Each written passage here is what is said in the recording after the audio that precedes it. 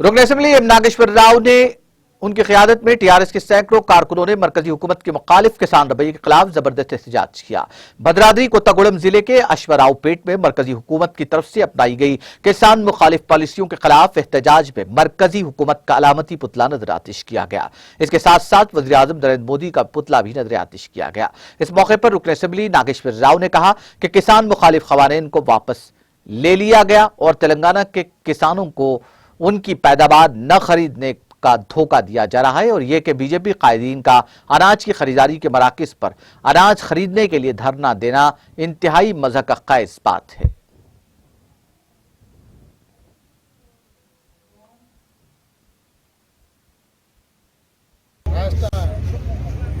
ముఖ్యమంత్రి గారు చంద్రశేఖర్ గారు మరి రాష్ట్రమంతా రైతుల కోసం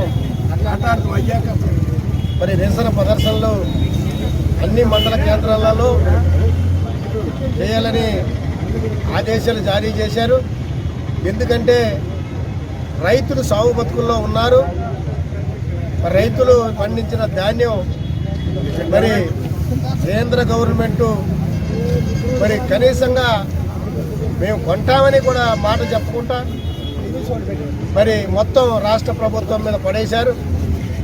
కాబట్టి కేంద్ర గవర్నమెంట్ ఉంటేనే మన రాష్ట్ర ప్రభుత్వం రైతులు క్షేమంగా ఉంటారు। ఆ రకంగా మరి మోడీ గారు ఎటువంటి नाज़रीन, हमारे टीटीवी न्यूज़ को सब्सक्राइब करिए, बेल आइकॉन को प्रेस करिए, शेयर करिए और लाइक करना ना भूलें।